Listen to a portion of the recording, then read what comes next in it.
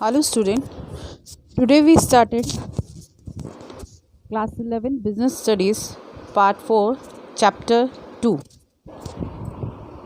In a previous video we discussed about the forms of business organization, topic partnership. Now we discuss about in this video partnership formation and cooperative organization. Let's be started with the topic.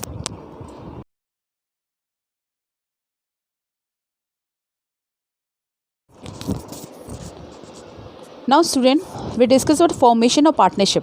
आपको previous videos में मैंने पूरा introduction दिया हुआ है. Partnership क्या होती है, इसके मैरिज डी मैरिज, इसके फीचर्स, सब कुछ. जनरली पार्टनरशिप कैसे बनती है? पार्टनरशिप जब भी फॉर्म्ड होती है जब दो या दो से ज़्यादा लोग एंटर करते हैं किसी एग्रीमेंट में. उस एग्रीमेंट को हम बोलते हैं पार्टनरशिप डीड.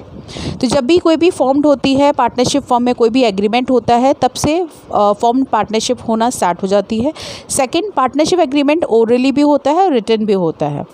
जनरली यहाँ पे कॉन्ट्रैक्ट होता है. एक असेंशियल एलिमेंट है कि यहाँ पर एक है ना कॉन्ट्रैक्ट बनाया जाता है कि उतने टाइम ड्यूरेशन तक आपको ये बिजनेस फर्म को रन करना पड़ेगा. कॉन्ट्रैक्ट बेसिस पे काम करते हैं.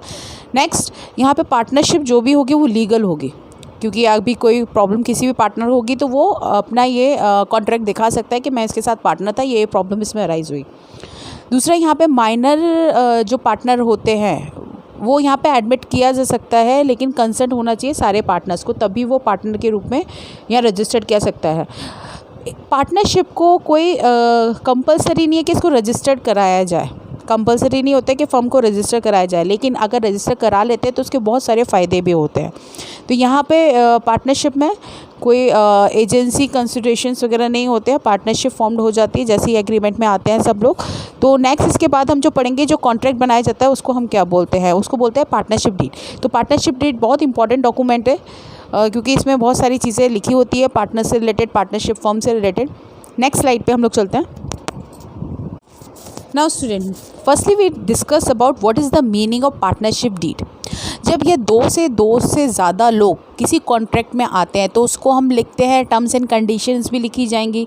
तो वो टर्म्स एंड कंडीशन जो लिखी जाती हैं पार्टनर्स के बीच में, वो डॉक्यूमेंट को पार्टनरशिप डीड बोला जाता है. तो document containing the agreement between the partners are called partnership deed. अब इस पार्टनरशिप डीड में होता क्या है? ये स्टैम्प पेपर जैसा होता है. इसमें rules, regulations, terms and condition सब कुछ मेंशन की जाती है, रिटन में होता है. इसमें हर पार्टनर्स के राइट्स, ड्यूटीज़ और पार्टनरशिप फॉर्म में कौन कैसे क्या करेगा, ये सारी चीज़ें मेंशन की जाती है. इसमें कंटेंट्स बहुत सारे होते हैं. टोटल 14 कंटेंट्स होते हैं. इसमें से मैंने कुछ लिखे हैं यहाँ पे, बाकी आप के पास बुक्स है उसमें रेफर कर सकते हैं. इससे पहले आपको लिखा होता है कि नेम ऑफ द फर्म क्या होना चाहिए, name and address of the partners, nature of business of the firm will be carry on, place of business यानी address of the office, capital contribution by each partner, profit sharing ratio of partners, the rights and duties of the partners, the mode of maintaining accounts, the rate of interest payable to partners on their capital, the rate of interest to be paid by the partners on amount withdrawn by them, the amount of salary payable to partners, provision regarding retirement and dissolution, method of solving disputes, whether interest is payable on the loan provided by partner, extra. तो ये total 14 है, जिसमें से मैंने आपको 5 यहाँ पर present किए हैं. इसके अलावा भी और भी है रेस्ट, मैंने नाम आपको सारे लिए हैं. तो ये कंटेंट्स पार्टनरशिप डीड में मेंशन किए जाते हैं, क्योंकि जब पार्टनरशिप डीड लिखी जाती है, जब पार्टनर्स एग्रीमेंट में आते हैं, तो ये सारी चीज़ें डिटेलिंग देनी ज़रूरी होती है. क्योंकि कल को कोई प्रॉब्लम हो जाए, दूसरा पार्टनर बोले मैं कंट्रीब्यूट नहीं कर रहा, मेरे को इतने प्रॉफिट शेयरिंग रेशियो चाहिए, इतने IOC चाहिए, तो उसलिए पहले से ही ये सब चीज़ें डिस्कस कर ली जाती है. नेक्स्ट स्लाइड पे हम लोग जाएंगे कौन से पार्टनर्स होते हैं और पार्टनरशिप के किस तरीके से हम चेक कर सकते हैं पार्टनरशिप में है या नहीं. ये चीज़ स्लाइड पे हम जाते हैं. नेक्स्ट स्लाइड पे, who may not be partners. कौन से पार्टनर्स नहीं हो सकते? जनरली पार्टनरशिप एग्रीमेंट जब भी हम एंटर करते हैं तो हमारे बहुत सारी प्रॉब्लम्स होती हैं, जैसे कि अलाइन एनिमी हो सकता है, मतलब कोई दुश्मन, वो पार्टनरशिप पार्टनर नहीं हो सकता हमारा. माइनर, ये जिनकी 18 ईयर से कम एज होती है वो पार्टनर्स नहीं हो सकते. जो अनसाउंड माइंड, अनसाउंड से मतलब होता है कि दिमागी तौर पे वीक है, दिमागी तौर पे पागल है, वो भी पार्टनर नहीं हो सकता. कॉरपोरेशन यानी कंपनीज़ वगैरह जो होती हैं वो भी पार्टनर्स नहीं हो सकते. तो ये 4 पर्सन है जो पार्टनरशिप एग्रीमेंट में एंटर नहीं कर सकते हैं. इसके बाद टेस्ट फॉर पार्टनरशिप. हमें कैसे पता चलेगा पार्टनरशिप में? तो एग्रीमेंट होना चाहिए पार्टी के बीच में, दोनों के बीच में रियल रिलेशनशिप होने चाहिए, प्रॉफिट शेयर करते होने चाहिए, और दोनों के बीच में म्यूचुअल अंडरस्टैंडिंग और एजेंसी, यानी दोनों एक ऐसी ऑर्गेनाइजेशन को साथ में लेके चल रहे हैं जिसमें वो दोनों आपस में म्यूचुअल कम्पीट करते हैं एक दूसरे को, यानी म्यूचुअली बहुत कोऑर्डिनेट करके चीज़ें चलते हैं। तो ये दो एस्पेक्ट्स बहुत ज़रूरी होते हैं पार्टनरशिप में, कौन से पार्टनर्स होते हैं और किस तरीके से हम पता करेंगे पार्टनरशिप है या नहीं। इसके बाद नेक्स्ट जो हम जाएंगे, कौन कौन से ऐसे ड्रॉबैक्स हैं अगर हमने रजिस्ट्रेशन पार्टनरशिप का नहीं कराते हैं, तो कौन कौन सी प्रॉब्लम्स को हमें सफ़र करना पड़ेगा। अनरजिस्टर्ड फर्म कौन कौन सी प्रॉब्लम को सफ़र करती है, वो नेक्स्ट स्लाइड पे हम जाते हैं। Now, in this slide, registration of partnership firm is not compulsory, but in case of unregistered firm suffer following problems. Generally registration करना कंपलसरी नहीं होता, लेकिन अगर अनरजिस्टर्ड फर्म होती है तो कौन सी प्रॉब्लम होती है। पहली, कोई भी फाइल केस नहीं कर सकते हम पार्टनरशिप फर्म के नाम पे, यानी अगर कोई भी प्रॉब्लम धोखाधड़ी किसी फर्म ने मेरे नाम पे कर दिया है तो मैं कोई भी केस नहीं कर पाऊंगी। Second, can not file a case against any other partner of the unregistered firm. अगर किसी पार्टनर के बीच में प्रॉब्लम हो गई ना, तो हम किसी दूसरे पार्टनर के नाम पे भी कोई केस नहीं डाल सकते। Third, unregistered firm can not file a suit against any third party और outsider for recovery of claim. किसी से अगर मुझे पैसा भी मांगना पड़ गया तो मैं नहीं कर सकती हूँ कोई भी केस उस पर, क्योंकि मैं खुद ही अनरजिस्टर्ड फर्म से हूँ। Next, the unregistered firm can not file a case against any of the partners. और जो फर्म के अंदर काम कर रहे हैं पार्टनर्स, वहाँ पर भी मैं किसी के नाम पे केस नहीं कर सकती हूँ। तो ये 4 वीक पॉइंट्स हैं जिसको हमें हमेशा सफ़र करना पड़ेगा अनरजिस्टर्ड होकर। अगर मैं रजिस्टर्ड कर लेती हूँ तो मेरे पास एक वैलिड डॉक्यूमेंट होगा, सारी डिटेल्स मेरे पास लिखी होगी, तो मुझे वो प्रॉब्लम नहीं होगी। तो यही चीज़ें हैं, अगर हम रजिस्टर्ड होते हैं तो ये सारी कानूनी तौर पे बहुत अच्छा है, अगर नहीं रहती हूँ तो ये प्रॉब्लम्स हमें अराइज हो सकती है। तो ये पार्टनरशिप का पूरा टॉपिक यहाँ कंप्लीट होता है। नेक्स्ट टॉपिक यानी नेक्स्ट फॉर्म स्टार्ट करने जा रही हूँ, कोऑपरेटिव ऑर्गेनाइजेशन। नेक्स्ट स्लाइड से।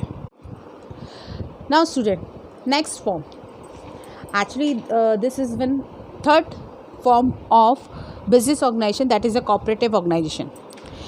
जनरली इसकी डेफिनेशन और इसका मीनिंग से बात करती हूँ तो कोऑपरेटिव ऑर्गेनाइजेशन एक वॉलेंट्री एसोसिएशन होती है पर्सन्स की, जो आपस में मिलके म्यूचुअल हेल्प करते हैं एक दूसरे की। डेफिनेशन में आती हूँ तो उसकी सिंपल डेफिनेशन बताई गई है, cooperative society is a voluntary association of economically weak persons who work for achievement of the common economic objective on the basis of equality and mutual services. यानी यहाँ पर ये लोग सब एक दूसरे की हेल्प करते हैं, कॉमन गोल होता है इन सबका। ये जनरली इंटरनेशनल लेबर ऑर्गेनाइजेशन की तरफ से ये डेफिनेशन है। तो यहाँ पर वीक कम्युनिटी होती है, उनके लिए हेल्प करने के लिए कोऑपरेटिव ऑर्गेनाइजेशन खोली जाती है। जैसे कि आपने कभी देखा होगा कहीं कोई प्रॉब्लम हो रही है, जैसे कि आप जिस सोसाइटी में रहते हैं वहाँ पे सोसाइटी को देखने के लिए एक इंचार्ज बनाया जाता है, वो सोसाइटी चलाता है, पूरी कॉलोनी को चलाता है। तो वो एक वेलफेयरिंग काम ही कर रहे हैं ना, उसको क्या आप दे रहे हो, कुछ नहीं दे रहे हो, लेकिन वो आपकी हर तरीके की चीज़ों को देखता है, कॉलोनी में गार्डन को देखना, सब चीज़ों को देखना। तो ये कोऑपरेटिव ऑर्गेनाइजेशन के जैसे वर्क करते हैं। इसके एग्जाम्पल्स भी आपको देखना, आप स्लाइड पे दिख रहा होगा। अन्नपूर्णा महिला क्रेडिट कॉर्पोरेशन सोसाइटी, ये उधारी देते हैं, जैसे किसी को क्रेडिट पे पैसा चाहिए वो सब चीज़ें प्रोवाइड कराते हैं, वुमेंस की बहुत हेल्प करते हैं। कृषक भारती कॉर्पोरेशन लिमिटेड, ये किसानों के लिए चलाई गई है। अनवार्डे क्रॉप प्रोटेक्शन कोऑपरेटिव सोसाइटी, ये जो हमारे यहाँ पे जितनी भी क्रॉप्स वगैरह की जाती हैं उसके लिए चलाई गई। तो ऐसी बहुत सारी ऑर्गेनाइजेशन है जो म्यूचुअल हेल्प करती हैं लोगों की, जो वीक पर्सन्स होते हैं उनको बहुत हेल्पफुल नेचर के अकॉर्डिंग उनको स्टैंड करने की कोशिश करती है। यहाँ पर एक नीचे मैंने आपको एक डायग्राम से बनाया हुआ है, इसको बहुत अच्छे से समझिएगा कि कोऑपरेटिव ऑर्गेनाइजेशन एक्चुअल वे में होता क्या है, किस तरीके से सोशल इवल्स को फाइट करती है। सब लोग मिलके इक्वालिटी ऑफ स्टेटस, सब साथ में रहते हैं, डेमोक्रेटिक मैनेजमेंट रहता है, सबका अपने फ्रीडम एंजॉय करते हैं, कलेक्टिव एफर्ट्स रहता है, हेल्प करते हैं म्यूचुअली, मतलब सबकी अंडरस्टैंडिंग के अकॉर्डिंग करते हैं, और हर किसी की और हर कोई उनके लिए। तो ये सारी चीज़ें से हम लोग एक कॉमन ऑब्जेक्टिव की तरह अचीव कर पाते हैं। तो यही कोऑपरेटिव ऑर्गेनाइजेशन है, म्यूचुअल अंडरस्टैंडिंग के साथ एक कॉमन गोल को अचीव करना। इसके बाद नेक्स्ट स्लाइड पे हम जाएंगे, उसमें हम पढ़ेंगे इसके features. Now characteristics of a cooperative society, इसको हम फीचर्स भी बोलते हैं। अब कैरेक्टरिस्टिक्स पे आते हैं तो सबसे पहली कैरेक्टरिस्टिक्स है ओपन मेंबरशिप। ओपन मेंबरशिप से मतलब होता है कम से कम 10 मेंबर्स रिक्वायर्ड होते हैं किसी भी कोऑपरेटिव सोसाइटी के लिए। अगर 10 से हमारे पास 10 नहीं है, उससे कम है, तो हम कोऑपरेटिव सोसाइटी ओपन नहीं कर सकते, और मैक्सिमम के लिए कोई भी नंबर्स काउंटिंग नहीं है। सेकेंड है वॉलंटरी एसोसिएशन। वॉलंटरी एसोसिएशन का मतलब होता है कि सब लोग अपने चॉइस से ही ग्रुप से चलते हैं, यानी यहाँ पे any person can join the cooperative society. अगर उसका कॉमन इंटरेस्ट है, वो चाहता है साथ में मिलकर काम करना, तो वो कर सकता है चॉइस। एग्जाम्पल, जैसे कोई फार्मर ज्वाइन करना चाहता है एग्रीकल्चर सोसाइटी के, तो वो कर सकता है, वो हेल्प करने के लिए हमारी सोसाइटी में आ सकता है, कोई रिस्ट्रिक्शन नहीं होती एंट्री और एग्जिट में। थर्ड है स्टेट कंट्रोल। यहाँ पर हर मेंबर के इंटरेस्ट को प्रोटेक्ट करके रखा जाता है। यहाँ पे कोई कंट्रोल रखते हैं रजिस्ट्रेशन के थ्रू, स्टेट गवर्नमेंट के थ्रू, बट यहाँ पर कंट्रोलिंग सिस्टम स्टेट के थ्रू रखा जाता है। Next, sources of finance. In a cooperative society capitals constituted by all the members. जितने भी मेंबर्स यहाँ पर काम करते हैं वो सब के सब यहाँ पर फाइनेंस भी अरेंज करते हैं, कंट्रीब्यूट करते हैं। तो क्योंकि जब भी ईज़िली अगर लोन वगैरह सिक्योर ग्रांट से लेना होगा तो गवर्नमेंट से, तो हम रजिस्ट्रेशन के बाद ही ले सकते हैं। Next, democratic management. यहाँ पर हर कोई बोर्ड ऑफ डायरेक्टर्स, मतलब एक सोसाइटी मैनेज किया जाता है ग्रुप के द्वारा, जिसको बोर्ड ऑफ डायरेक्टर्स बोलते हैं। जो बोर्ड ऑफ डायरेक्टर्स बनाए जाते हैं वो सोसाइटी में से मेंबर्स हैं, उन्हीं को निकाला जाता है और उन्हीं के थ्रू चलाया जाता है। इसके अलावा भी हैं, उनको मैं बता देती हूँ, बट इसमें मेंशन नहीं है। लिमिटेड लायबिलिटीज़ होती हैं यहाँ पर। लिमिटेड लायबिलिटीज़ मतलब इनकी पर्सनल प्रॉपर्टी को सोल्ड आउट नहीं किया जाएगा। इनकी जितनी ऑफिशियल जितनी प्रॉपर्टीज़ होती हैं, अगर कोई भी डेप्थ वगैरह हुआ तो उनको सोल्ड आउट करके ख़त्म कर सकते हैं। तो ये कुछ इसके फीचर्स है कोऑपरेटिव सोसाइटी के। यहाँ पर इक्वल वोटिंग राइट्स होते हैं, ये लोग इक्वल, इनके पास 1 मैन 1 वोट वाली कंडीशन चलती है क्योंकि डेमोक्रेटिक है। तो ये कुछ फीचर्स हैं कोऑपरेटिव सोसाइटी के। नेक्स्ट, इसके बाद पढ़ेंगे कितने टाइप्स की कोऑपरेटिव सोसाइटीज़ होती हैं। Now student, types of cooperative society. अब टाइप्स पे आते हैं हम। कोऑपरेटिव सोसाइटी कितने तरीके की होती है?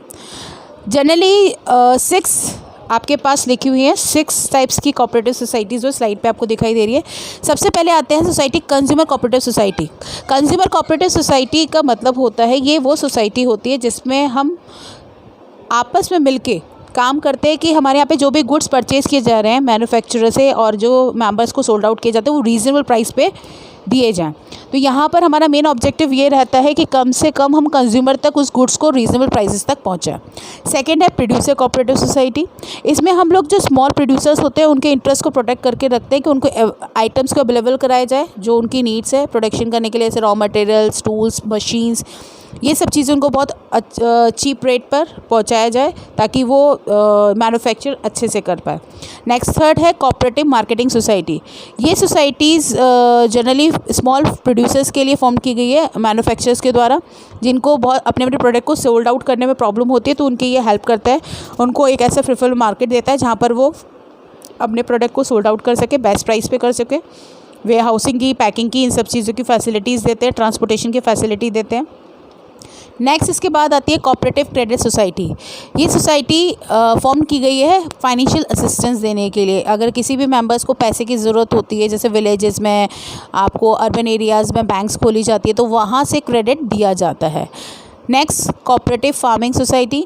ये सोसाइटी हेल्प करती है फार्मर्स की, स्मॉल फार्मर्स को, इनको बेनिफिट देती है फार्मिंग, जैसे सीड्स वगैरह प्रॉपरली टाइमिंग पे पहुंचाना, फर्टिलाइज़र, इरिगेशंस के मेथड्स को नए नए तरीके के वो बताना, फार्मर्स को एजुकेट करना, किसी भी नई टर्म्स एंड कंडीशंस कुछ भी फार्मिंग से रिलेटेड आ रही है वो। नेक्स्ट है housing cooperative society. Housing cooperative society में क्या होता है, रेजिडेंशियल अकोमोडेशंस दिए जाते हैं मेंबर्स को। तो यहाँ पर बड़े बड़े प्लॉट्स होते हैं और जो फ्लैट्स वगैरह बनाए जाते हैं, इन फ्लैट्स को सोल्ड आउट किया जाता है इंस्टॉलमेंट पे और ईजी टर्म्स में। तो यहाँ पे हाउसिंग से मतलब जो रेजिडेंशियल अकोमोडेशन मेंबर्स को दिया जा रहा है, तो खरीदना, बेचना एक रीज़नेबल रेट पर उसमें हेल्प करते हैं।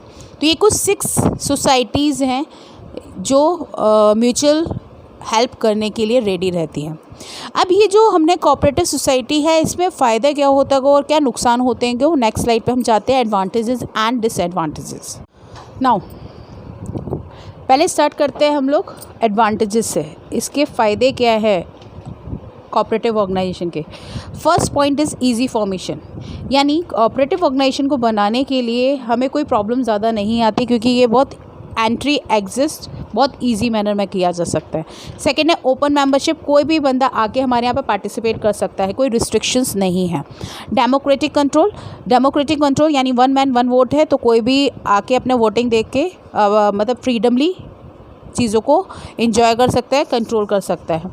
नेक्स्ट, लिमिटेड लाइबिलिटीज़ लिमिटेड है यहाँ पे ऑर्गेनाइजेशन में। कंट्रीब्यूट जो भी किया जा रहा है कैपिटल, तो यहाँ पे कोई भी लॉसेज या क्रेडिटर्स होते हैं तो वो पर्सनल प्रॉपर्टी पे कोई क्लेम नहीं होगा।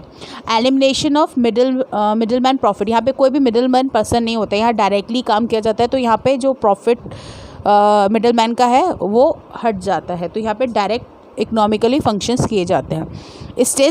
स्टेट असिस्टेंस, यहाँ पे स्टेट गवर्नमेंट का बहुत हेल्प मिलता है, सपोर्ट मिलता है कोऑपरेटिव ऑर्गेनाइजेशन को।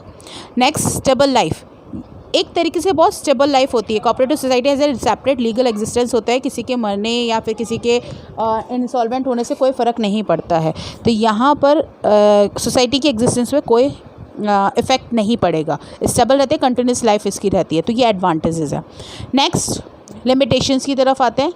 जनरली सबसे बड़ा लिमिटेशन ये है कि कोऑपरेटिव ऑर्गेनाइजेशन में मेंबर्स कम होते हैं तो कैपिटल अमाउंट भी कम जनरेट हो पाता है, ज़्यादा बड़ा अमाउंट इससे कंट्रीब्यूट नहीं हो सकता, एक लिमिटेड अमाउंट ही कंट्रीब्यूट हो सकता है, क्योंकि यहाँ पे 1 मैन 1 वोट है, तो इसकी वजह से इन्वेस्ट ज़्यादा नहीं हो पाता और ना ही लोग कंट्रीब्यूट करते हैं ज़्यादा।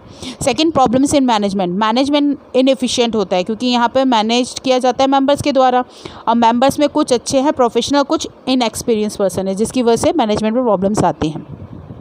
लैक ऑफ मोटिवेशन, यहाँ पे मोटिवेशन ज़्यादा नहीं हो पाता क्योंकि लोगों की ज़्यादा अर्निंग नहीं होती है, और जब अर्निंग नहीं होगी तो लोगों के पास इतना मोटिवेट करने के लिए चीज़ें भी नहीं होंगी, तो क्योंकि सब लोग का एक मोटिव होता है टू अर्न मोर, तो अर्न मोर इस सोसाइटीज़ में नहीं हो पाता। हाँ, अगर आप सोशल वेलफेयरिंग है तो मोटिवेट आप बहुत अच्छे से हो सकते हो उसमें, क्योंकि वेलफेयरिंग काम कर रहे हैं, बट अर्निंग कैपेसिटी के अकॉर्डिंग यहाँ पे मोटिवेशन नहीं होता।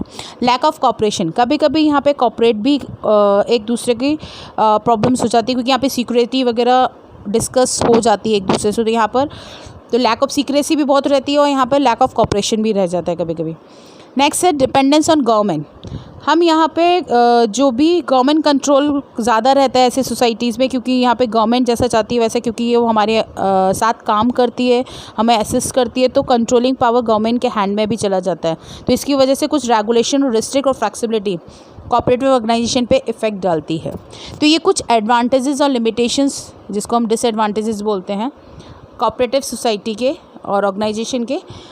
ये टॉपिक यहीं पे कंप्लीट हो जाता है। इसके बाद जो नेक्स्ट फॉर्म रह जाती है लास्ट, जॉइंट स्टॉक कंपनी, बहुत बड़ा टॉपिक है, वो लास्ट है वो इस चैप्टर का, उसे हम नेक्स्ट वीडियो में कंप्लीट करेंगे। आपको यहाँ पे जो पढ़ना है इस टॉपिक में, जो मोस्ट प्रॉबेबली बहुत इंपॉर्टेंट है, एक तो फॉर्मेशन ऑफ पार्टनरशिप किस तरीके से होती है, second types of cooperative organisation, merits and demerits of cooperative organisation, ये बहुत इंपॉर्टेंट है पढ़ना आप लोग के लिए। कोई भी प्रॉब्लम होती है बेटा आप लोग पूछ सकते हो। Thank you so much students.